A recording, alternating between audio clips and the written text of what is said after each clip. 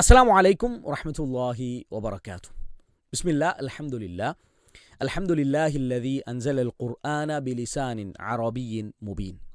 ثم الصلاة والسلام على أشرف الأنبياء والمرسلين وعلى آله وأصحابه أجمعين أما بعد.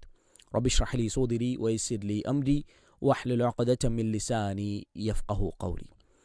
വളരെ സ്നേഹം നിറഞ്ഞ പീസ് റേഡിയോ ഇൻസൈറ്റ് ശ്രോതാക്കളെ, എല്ലാവർക്കും ഇൻസൈറ്റിൻ്റെ പുതിയ ഒരു എപ്പിസോഡിലേക്ക് സ്വാഗതം. പരിശുദ്ധ ഇസ്ലാമിൻ്റെ ഏറ്റവും വലിയ ദൃഷ്ടാന്തം എന്താണ് എന്ന് ചോദിച്ചാൽ സംശയമേതുമില്ലാതെ നമുക്ക് പറയാൻ സാധിക്കും, അത് വിശുദ്ധ ഖുർആൻ തന്നെയാണ് എന്ന്. പരിശുദ്ധ ഖുർആനിനെ സംബന്ധിച്ചിടത്തോളം വിമർശകർ കാലങ്ങളായി അതിനെ വിവിധ രൂപങ്ങളിലുള്ള വിമർശനങ്ങളുമായി വരികയും എന്നാൽ അതിനെയെല്ലാം ചരിത്രത്തിൻ്റെ ചവറ്റുകൊട്ടകളിലേക്ക് എറിയപ്പെട്ടതും നമുക്ക് വായിച്ചെടുക്കാൻ സാധിക്കും. ഏത് കാലഘട്ടത്തിലും ആരൊക്കെ വന്നാലും നിർമാർജനം ചെയ്യാൻ, ഒഴിവാക്കാൻ, ഇല്ലാതാക്കാൻ സാധിക്കാത്ത രൂപത്തിൽ അല്ലാഹു സുബ്ഹാനഹു വ തആല സംരക്ഷിച്ച ഗ്രന്ഥമാണ് പരിശുദ്ധ ഖുർആൻ. നമ്മുടെ മുൻഗാമികൾ ഈ ഖുർആനിനെ കണ്ടിരുന്നത് എങ്ങനെയാണ് എന്ന് മഹാനായ ഹസനുൽ ബസ്രി റഹ്മത്തുള്ളാഹി അലൈഹി പറയുന്നതായി നമുക്ക് കാണാം.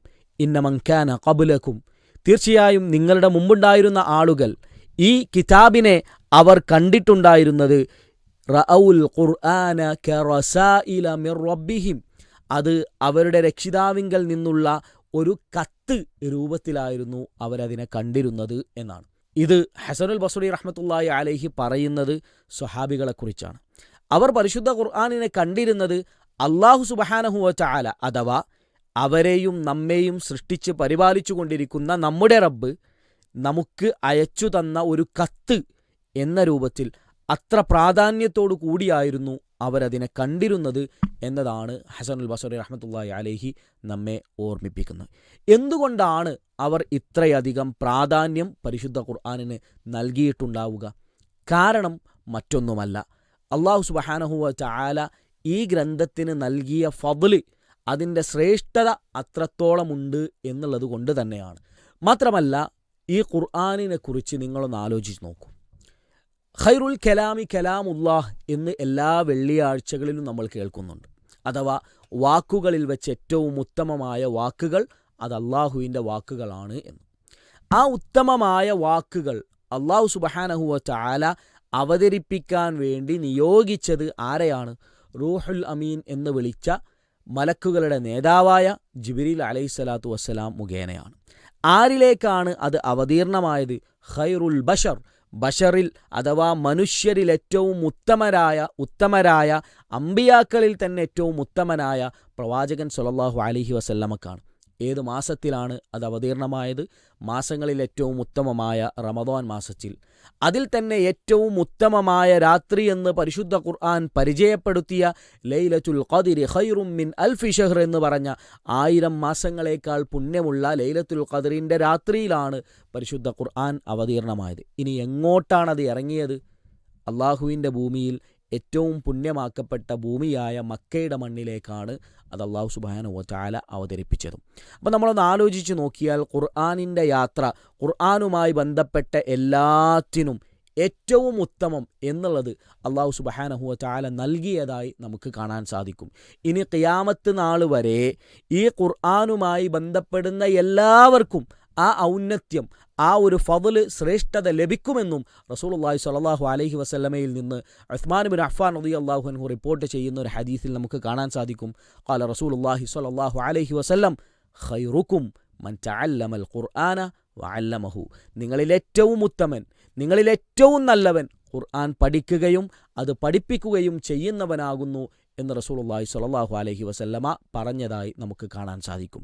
മാത്രമല്ല, ഖുർആൻ പാരായണം ചെയ്യുന്നവർക്ക് ലഭിക്കുന്ന നേട്ടങ്ങളെക്കുറിച്ച്, പ്രതിഫലങ്ങളെക്കുറിച്ച് പഠിപ്പിക്കുന്ന ഹദീസുകൾ വേറെയും ഒരുപാട് നമുക്ക് കാണാൻ സാധിക്കും.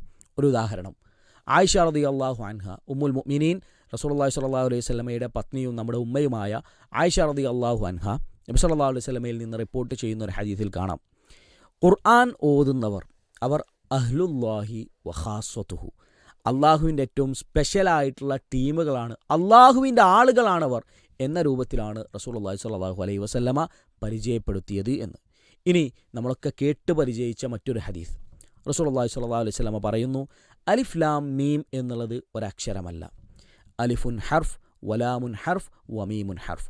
അലിഫ് ഒരക്ഷരമാണ്, ലാമു മറ്റൊരക്ഷരമാണ്, മീമു മറ്റൊരക്ഷരമാണ്. ഈ ഓരോ അക്ഷരങ്ങൾ പാരായണം ചെയ്യുമ്പോഴും അതിന് നമുക്ക് ലഭിക്കുന്ന പ്രതിഫലം 10 പ്രതിഫലങ്ങൾ ലഭിക്കും. ഇനി അത് അല്ലാഹു സുബ്ഹാനഹു വ തആല ഉദ്ദേശിക്കുന്നവർക്ക് അവൻ വർദ്ധിപ്പിച്ച് നൽകുകയും ചെയ്യും. നമ്മളൊന്ന് ആലോചിച്ച് നോക്കാം.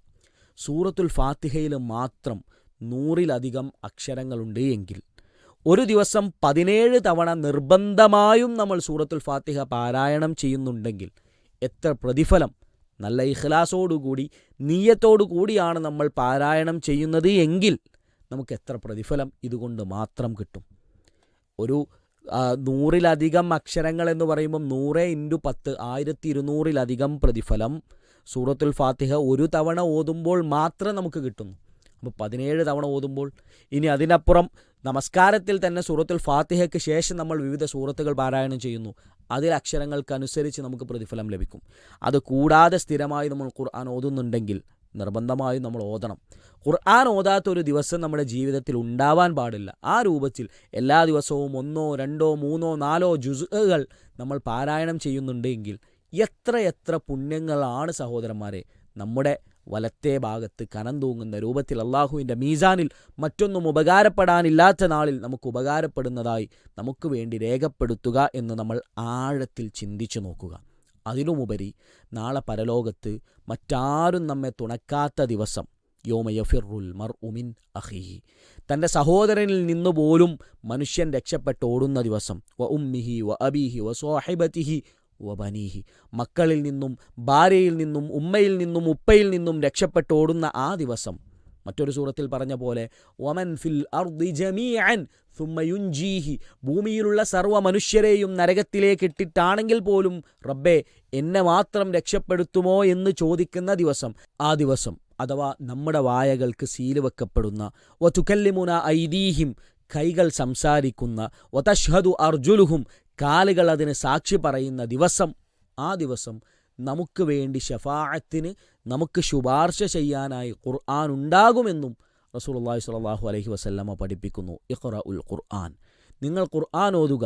ഫഇന്നഹു യഅതി യൗമൽ ഖിയാമത്തി ഷഫീഅൻ ലി അസ്ഹാബിഹി, തീർച്ചയായും അത് നാളെ പരലോകത്ത് ആ ഖുർആനിൻ്റെ ആളുകൾക്ക്, അത് പാരായണം ചെയ്യുന്നവർക്ക് ഷഫീആയിക്കൊണ്ട് അഥവാ ശുപാർശകനായിക്കൊണ്ട് വരുന്നതാണ് എന്ന്. ഈ ഖുർആനിൻ്റെ പ്രാധാന്യം ഈ ദുനിയാവിൽ ജീവിക്കുന്ന ഒരു മനുഷ്യനെ സംബന്ധിച്ചിടത്തോളം, ഒരു പണ്ഡിതൻ അതിനൊരു ഉദാഹരണം, വളരെ ഭംഗിയുള്ള, ചിന്തിക്കാൻ സാധിക്കുന്ന, ആഴത്തിൽ നമ്മെ ചിന്തിപ്പിക്കുന്ന ഒരു ഉദാഹരണം പറയുന്നുണ്ട്. ഒരു വലിയ കൊട്ടാരം, ആ കൊട്ടാരത്തിനുള്ളിൽ ആവശ്യമുള്ള എല്ലാ വസ്തുക്കളും, വിലപിടിപ്പുള്ള എല്ലാ വസ്തുക്കളും അതിനുള്ളിലുണ്ട്. നമുക്കതിനുള്ളിലേക്ക് കയറാനൊരവസരം ലഭിക്കുകയാണ്. കയറുന്ന സമയത്ത് 2 നിബന്ധനകളുണ്ട്. ഒന്ന്, നമ്മുടെ സമയം വളരെ ലിമിറ്റഡാണ്, കുറച്ച് പരിമിതമായ സമയം മാത്രമേ നമുക്ക് അതിൻ്റെ ഉള്ളിൽ നൽകപ്പെടുകയുള്ളൂ. രണ്ടാമത്തേത്, അതിനുള്ളിൽ പ്രവേശിച്ചു കഴിഞ്ഞാൽ അവിടെ ഉള്ളിലൊരു നോട്ടീസ് ബോർഡുണ്ട്. അതിൽ എഴുതി വെച്ചിട്ടുണ്ട്, ഈ കൊട്ടാരത്തിൽ നിന്ന് പുറത്തിറങ്ങുമ്പോൾ നമുക്ക് ഉപകാരപ്പെടുന്ന കാര്യങ്ങൾ എന്തൊക്കെയാണ് എന്ന് അവിടെ എഴുതി വച്ചിട്ടുണ്ട്. അതൊന്ന് വായിച്ച് നോക്കിയിട്ട് മാത്രം ഉള്ളിലേക്ക് പ്രവേശിക്കുക. ഉള്ളിലേക്ക് പ്രവേശിച്ചു കഴിഞ്ഞു, അതോടെ മനുഷ്യനെല്ലാം മറന്നു. അതിനുള്ളിലുള്ള പളപളപ്പുകളെല്ലാം കണ്ട്, വിലപിടിച്ച വസ്തുക്കളെല്ലാം കണ്ട് ആകെ മതിമറന്ന് എന്താണ് എടുക്കേണ്ടത് എന്ന കൺഫ്യൂഷനിൽ എന്തൊക്കെയോ വാരിയെടുത്ത് സമയം കഴിഞ്ഞു പുറത്തോട്ടിറങ്ങി.